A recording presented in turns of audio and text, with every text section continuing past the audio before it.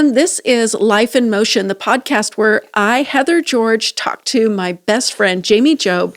We talk about life, the ups, the downs, everything in between, even the stuff we're not supposed to talk about. That's the most fun stuff. Well, let's get started. Okay.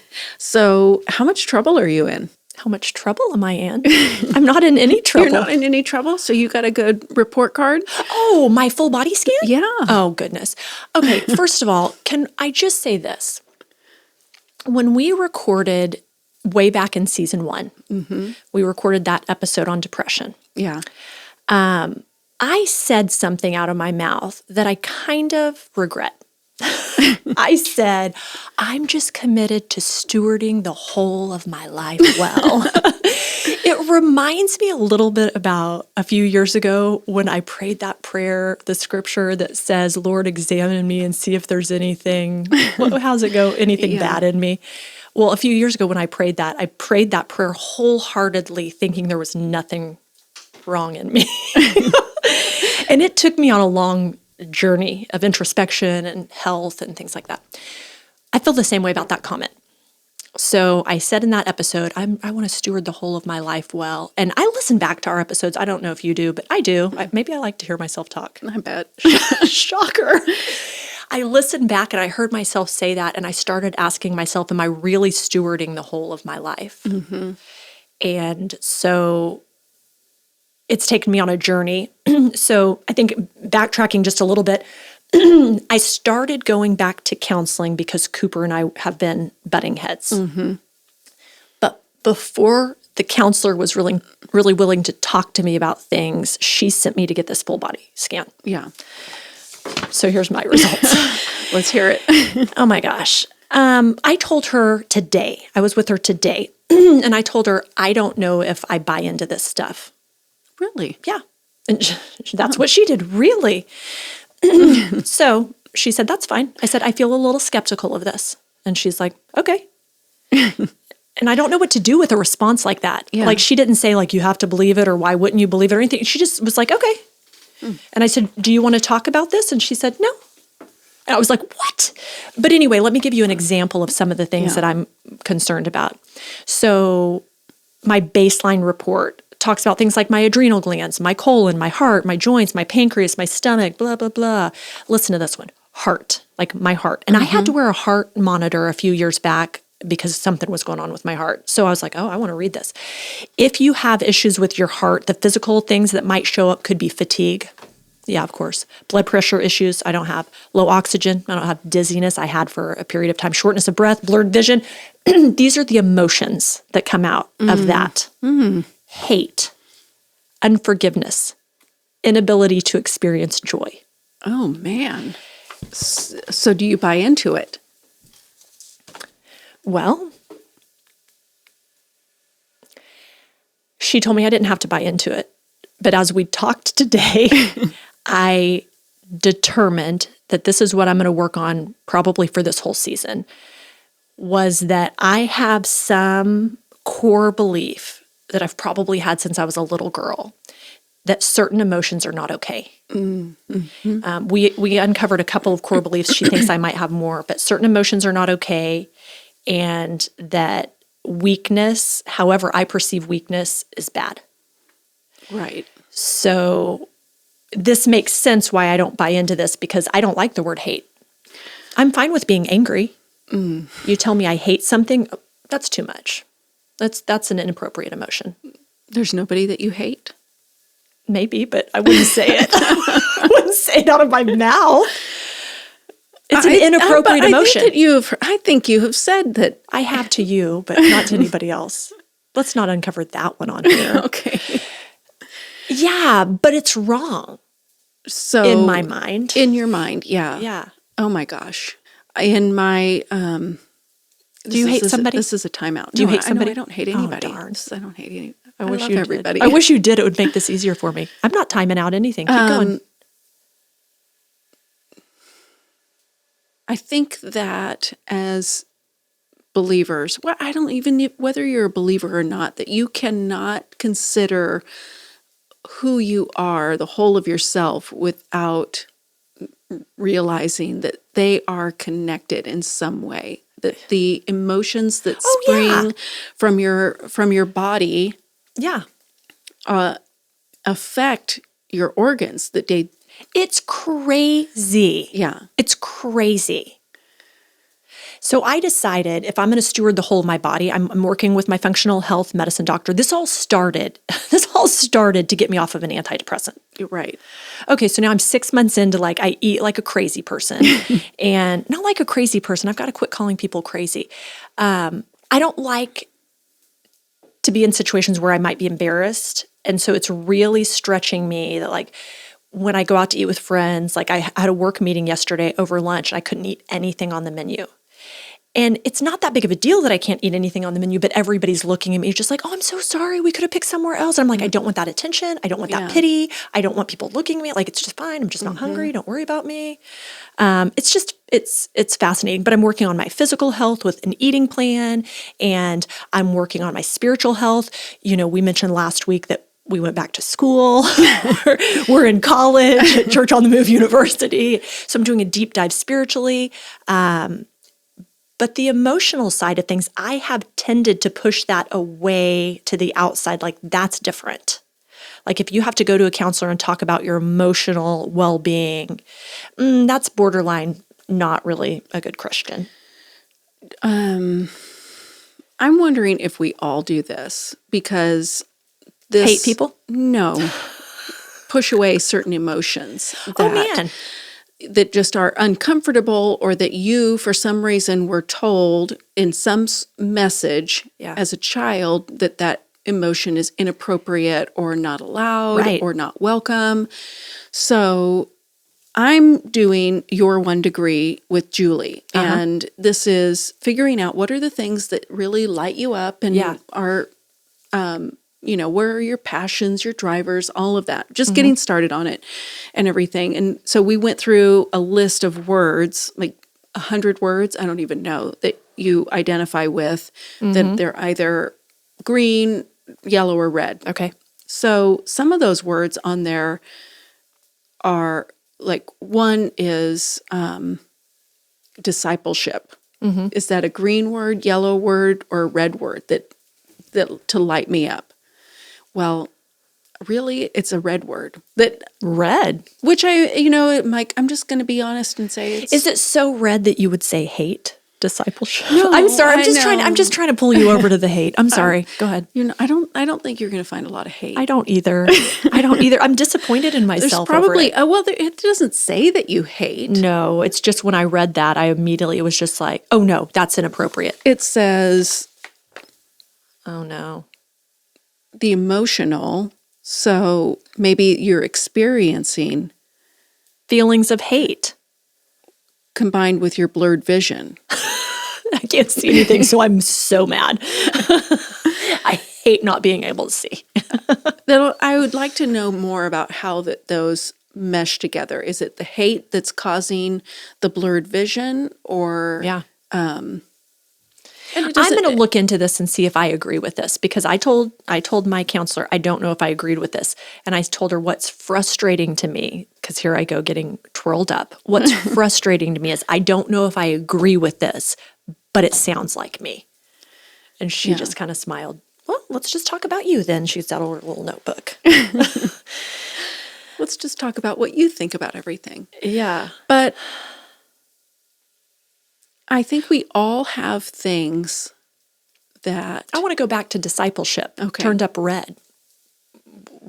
Why'd you bring that up? What does that mean to you? Well, because we all have things that...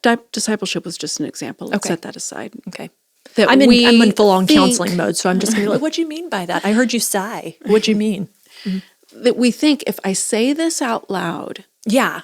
Then I will be rejected or punished or something. I won't be lovable. I won't even be likable if people knew that discipleship doesn't really float my boat. If I say that, because you're Christian, you're supposed to... Well, you're not just a Christian, you're a lead pastor of a church. You're supposed to go and make disciples. Yeah. But when I think about discipleship, really... Does it light me up? Not really. There's other things that I would prefer to do. But saying that out loud comes with angst of, if people knew this about me, would they still like me? Yeah. And, and there's other words, other things, if you've ever taken a spiritual gifts test and, there's questions on there like, do you believe that God can raise people from the dead? And if you say no, does that mean you're not? Or do you pray every day for foreign countries or whatever it might be? And you say or no. in our first day in our new class, when our teacher says, my goal is that all of you will begin to pray more. And I go, like, okay. That's not my goal. I was just hoping to read these books. But when you say that out loud, there's that fear, and that's what keeps us back from real relationship with people, that if I told you my secrets, would you still love and accept me for who I am? So is the goal this season to share secrets?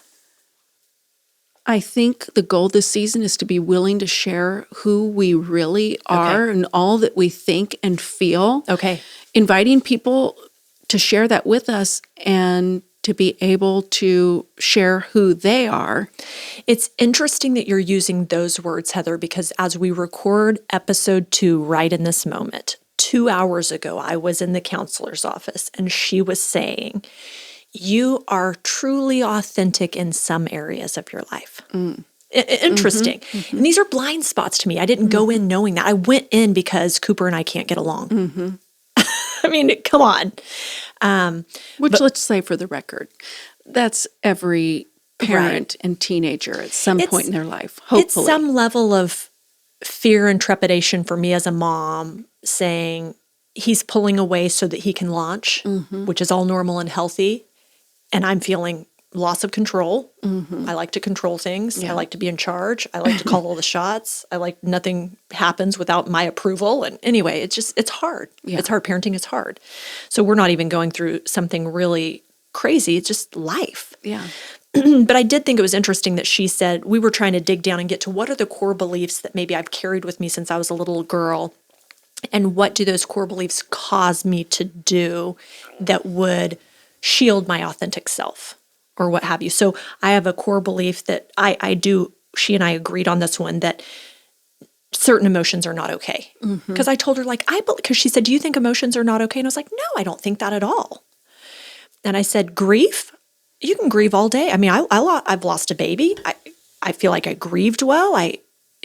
Grief is fine. And she said, tell me what's not fine. And I said, embarrassment. She's like, huh. Is that an emotion? You can feel embarrassed. You can feel rejected. You can feel like, so I don't know what maybe what not the emotion is, but what it produces. I don't let myself feel, how would I say it? Weak. Anything that would make me feel weak, I shut off.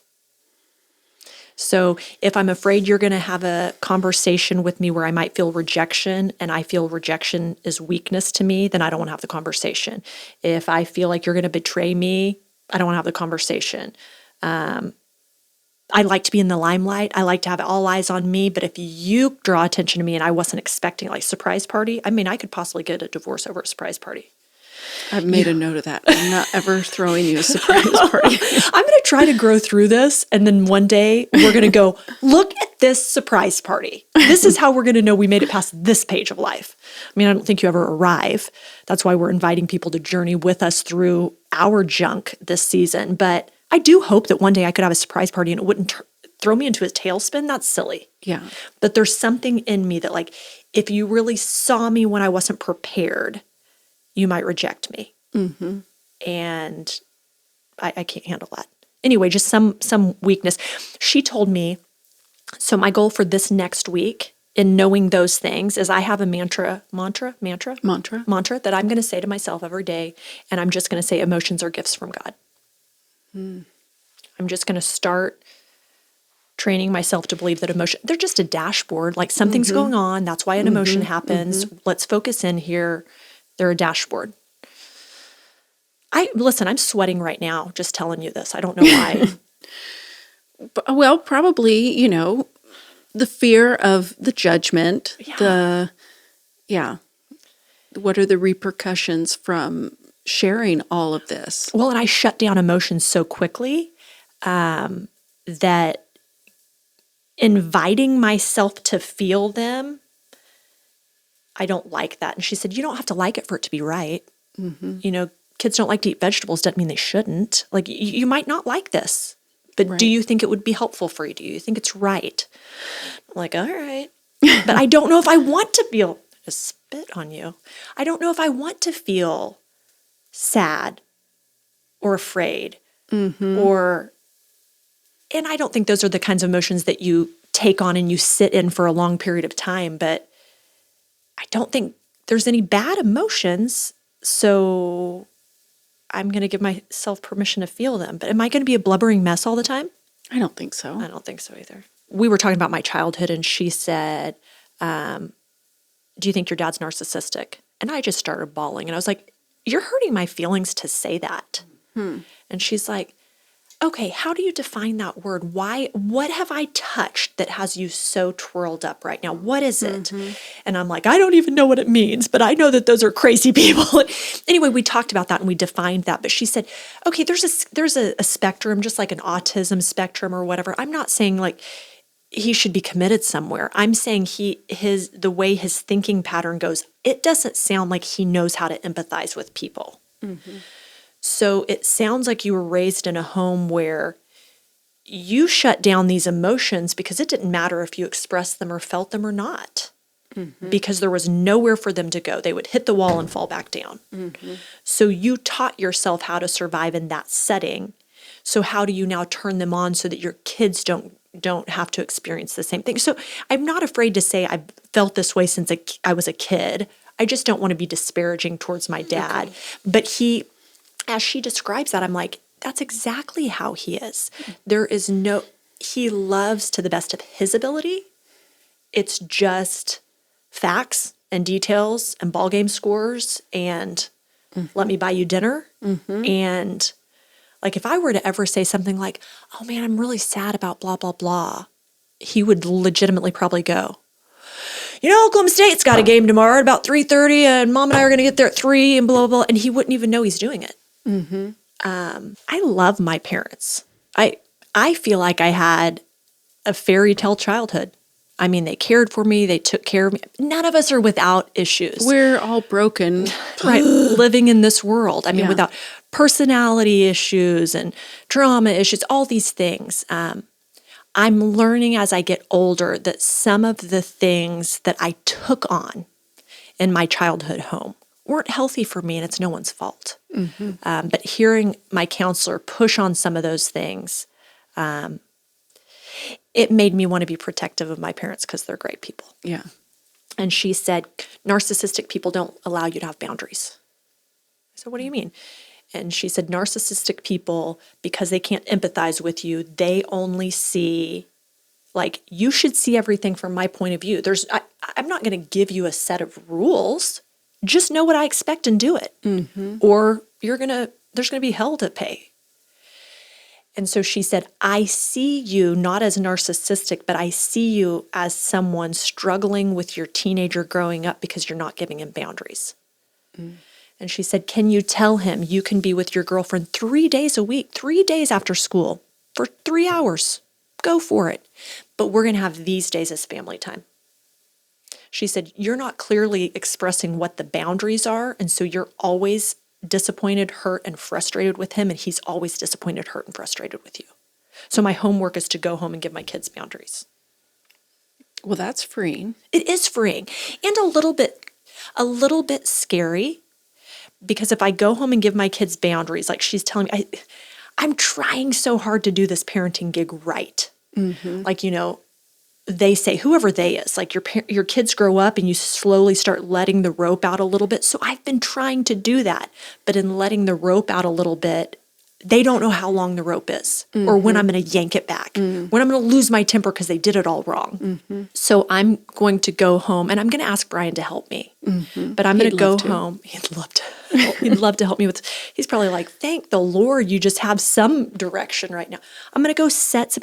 Remember last season we talked about boundaries, and I was like, I don't like boundaries.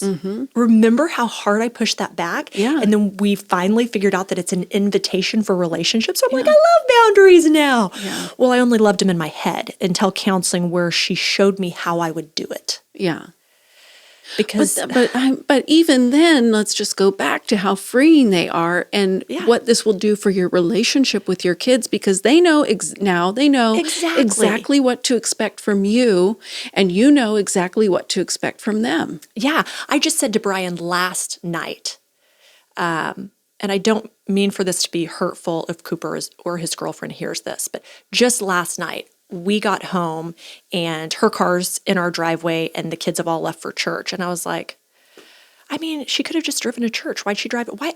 They've been together so much lately, Brian. Remember how we told him he needs to spend as much time with friends as he does with her? I start getting myself all twirled up, but there's no boundary. How does he know that? Yeah. I was telling Dr. Lindsay, what I really want to do is sit down and have a heart-to-heart with him and be like, can I tell you how I'm feeling? And she's like, oh my gosh, no. His brain isn't even developed. He can't handle it. I go, I know. So what do I do? And she said, so you give him a boundary. Yeah. And he's not going to understand. But kids thrive with structure. I'm like, 16-year-old kids are ticked off with structure. And she goes, oh no, they're not. They just act like they are. Yeah. So we'll see. I'm excited for you. Yeah. I'm going to set some deadlines for when your chores have to be done, because it's so silly that I would start getting angry as we get to like, it's the end of the day and they didn't do the dishes. I've reminded him 5 times. This is inspiring for me because I feel nervous, but last night I went to bed early and Whit was up and he told Lucy do the dishes, and she walked over to the sink and looked at the sink and then walked away and didn't do the dishes. Yeah, I know. We're raising the same people. They just have different names. Yeah. So guess what? When I go home, Whit and I are going to have a meeting about, we got to set some boundaries. It's very, I'm going to do my best. Yeah. We can talk about it again next week, but I'm going to do my best. Yeah. Because I'm going to steward the whole of my life. That includes my parenting life, which I feel like has been floundering. And then I also wanted to just say that I think one of my core beliefs that I'm going to work through over this season is some belief that deep down, I think you said what yours was recently, like, I'm not good enough. What'd you say? That's one of my lies that I one of the lies that you believe or deal with or whatever. One of mine is not that I'm not good enough. Like, I feel good enough as a person, as an individual, but I was telling her it's that I'm not doing that good enough. Fill in the blank. I'm not raising my kids good enough. Oh, well, that's the story of my life as well. Just I'm not doing enough to raise them right. Yeah. Right before we recorded this, I quick put in a call to Brian. So I could quick tell him something before I shared it with you in the world. I was like, because we don't need you and Brian ending up in counseling as well. No, let's just focus on one thing at a time. I was like, I just need to tell you one real quick thing. I'm getting ready to go record the podcast. He's like, what? And I said, it turns out I do assume things. And he's like, what? And I was like, I do make assumptions and jump to conclusions. And he's like, started laughing. And he's like, what are you talking about? And I go, Dr. Lindsay just told me I jump to conclusions and I make assumptions. And he goes, we paid for you to go to counseling to learn that? Because I've known that for so long. I've been trying to tell you. And he has been trying to tell me. So it was kind of my cry out to him, like, I finally, she said it in a way where I see. It's my protection. I don't like weakness in myself. So if you say something and I don't quite understand or don't quite see it clearly like you do, I make up my own story and on we go. I do it knee-jerk reaction like in a millisecond. Well, give me an example. So like this morning, I'm like trying to wake Chase up for the 500th time to go to football practice. And I've got to find a boundary there because I am about to lose it because he just wants to fall back asleep just 1 time, 2 times, 3 times, 5 times. Yeah. I'm like, get up. Listen, with Chase, you let him sleep through his wake-up call 1 time. Fail forward. And you're right. He will. You're right. He'll never do it again. Tomorrow's the day. Yeah. Tomorrow's the day. Here's your boundary. I'm going to text him and say, Chase, heads up. You should. He would appreciate that so much.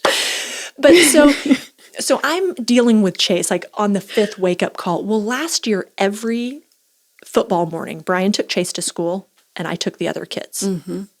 So now Cooper drives. So in my mind, Brian's taking Chase to school and Cooper's taking he and Eleanor to school. Why would it not be that way? Right. I don't know. Yeah. Why not? Why not? So this morning I go, Brian, are you almost ready? And he's like, I guess. Why? And I go, you and Chase have to leave in 3 minutes. He goes, what are you talking about? And I go, you have to take Chase to football practice. And he's like, says who? And I'm like, oh my gosh, you took him every day last year. This is not new. And he goes, it's a whole new school year. Why would you assume I'm doing that? Oh, Brian. But if I think about it as that's my defense mechanism is to fill in blanks because I'm self-sufficient. I don't need anybody else to tell me what's going on. I've got it. I made up the scenario in my mind and he's like, listen, I'll take him every day. Maybe we could have just talked about it like yesterday. Like instead of like, it's like, good thing it's easy for me to get ready. And How much of this is personality and how much of it is emotional dysfunction, relational dysfunction, and it's just and it's your personality, but you're learning to relate to the world and relationships in a new way. Or I think about it kind of like, I've got an answer for that because look at me. Of course I do. I know how, I got this. You're an expert. God.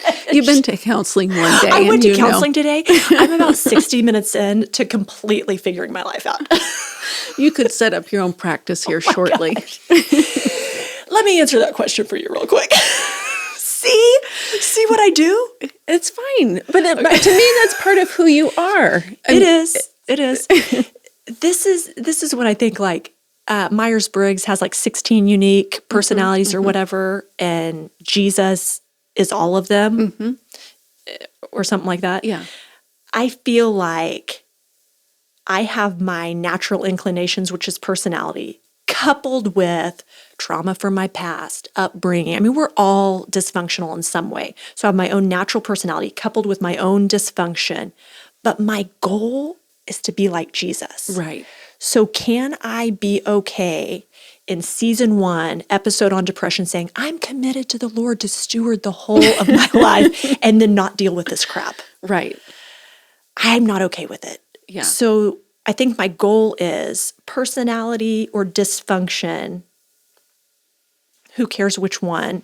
How do I become more like Jesus? And I'm going to have to put off some of these things if I'm going to be more like him. I can't imagine he was walking out with hate. I can't imagine he was walking around with hate in his life. Maybe hate for evil, but that's not how I interpreted that. Yeah. I interpreted it as like hate for people or something. I didn't read it and go like, oh yeah, I hate broccoli. I looked at it and go, oh my gosh, why do I hate? Because it resonated with me. And it's embarrassing. So more about you, and we're going to wrap up. Well, I was going to make a suggestion. One more thing for you to do. Good, because I'm so sweaty. Next week, I don't want to talk.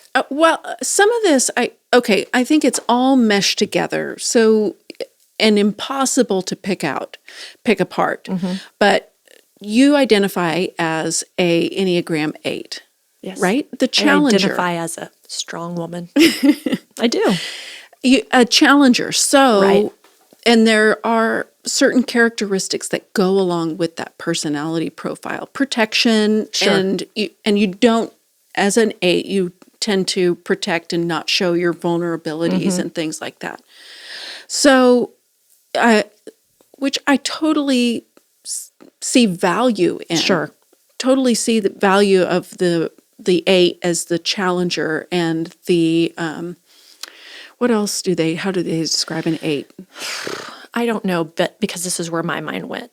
Here's what I would say about that. I don't think there's a chance that I'm going to lose the challenger part of myself.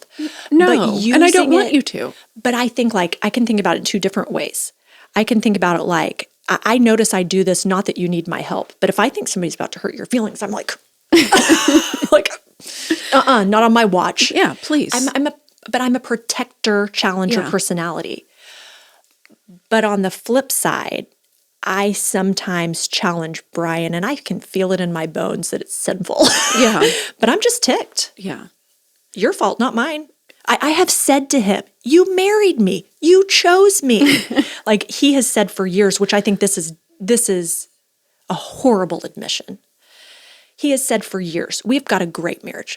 We've got a good marriage. You guys have a great marriage. Well, we've got a good marriage. He would love a great marriage. He just sees opportunity for more. And it has frustrated me because I'm like, I'm not unhappy. I've challenged his push for greatness. Like I'm not unhappy. You married me. I'm better than when you married me. Some people don't even get any better, but I've gotten better. Like, stand down. Like, what in the world? And what's fascinating or horrifying is when Cooper and I start butting heads and I'm dealing with a person that I love that isn't under a scriptural covenant to stick with me. And I was like, oh my gosh, I've got to work on this. Yeah. I should have been willing to work on it for Brian, but he's not going anywhere. So my challenger was just like, psh. But if I did that with Cooper, he would leave forever. Yeah.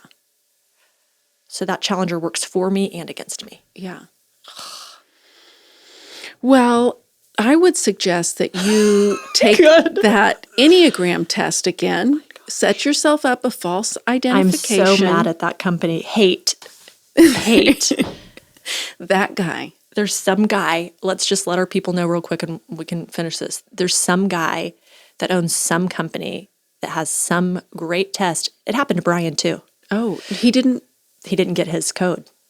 But he did. Surely Brian did the whitelist. No, he didn't. He didn't get his code. Evidently, we were supposed to whitelist this company. If you don't know what that means, Google it because I don't either. Anyway, we have our personal email addresses are so old. They're Hotmail from 98 or whatever. Just because why would you change it? It's just my spam. It's just where my spam goes. Like, anyway, that's the email I wanted this test sent to. Well, it turns out I didn't whitelist them, so I didn't get the code. And the company, they won't text it to me. He's mad at me because I should have done what they told me to do, whitelist it. And I was like, touche. So I reached out to PayPal and tried to decline the charge and get my $10 back. And this is what we're going to do. This is what we're going to do. Yeah. We're going to link this test in the show notes. Oh my gosh, whitelist yourself or you will never get the test. You do need to whitelist yourself. They should sponsor us for all the people that are going to get call that guy and I'm going to tell him, I'm putting this in my podcast and it is a very popular podcast. Heather, see, in the first 2 seasons, we've had 27,000 downloads. That's amazing. Yeah.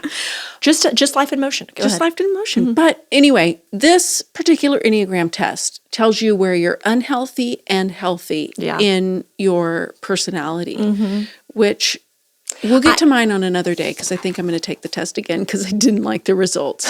But you can't do that.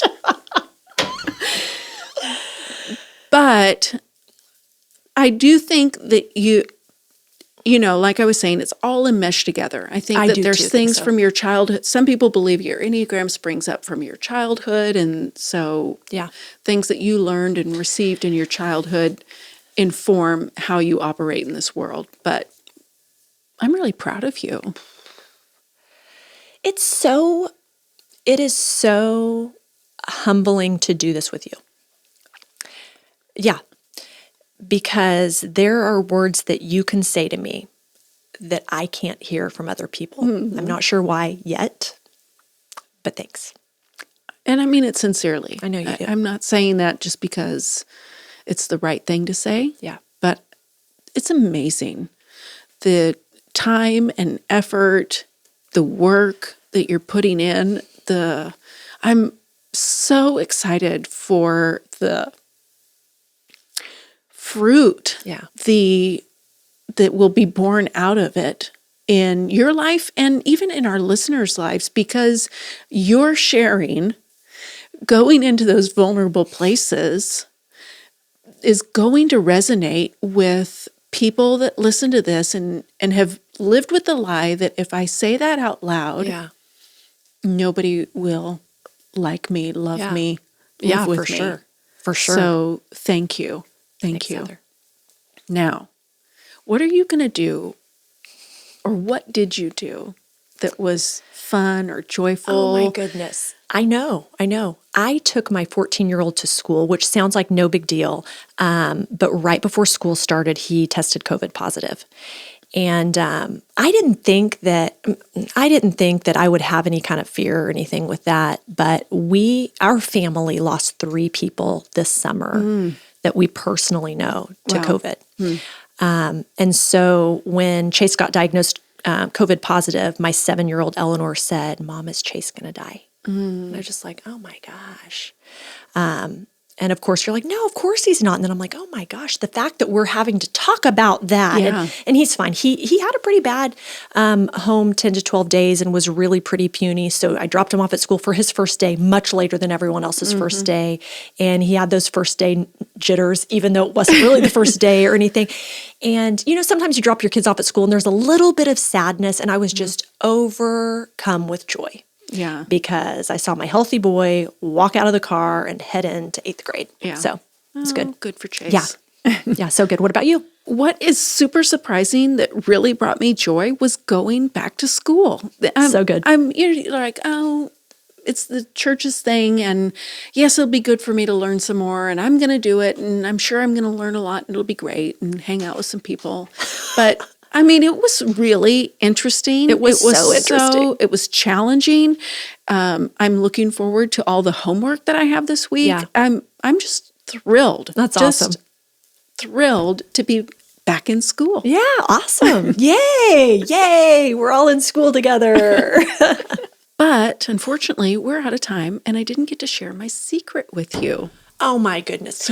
We're going to save it for next week. It's infuriating to me that you have a secret and that I saw it on social media. So if you guys don't know what I'm talking about, you should follow Church on the Move, Instagram. Or me. Or Heather at Church on the Move, Instagram. Anyway, she tells the whole world that on our podcast, she's going to share a secret with me for the first time on our podcast, which is crazy, but you're not going to want to miss it. I know I'm not going to want to miss it because I'm frustrated about it. But if you've enjoyed this podcast, you should like us, share it with your friends, share our Instagram handle so you don't miss things like secrets that are unspoken and things like that. So thanks for joining us. We'll see you next time.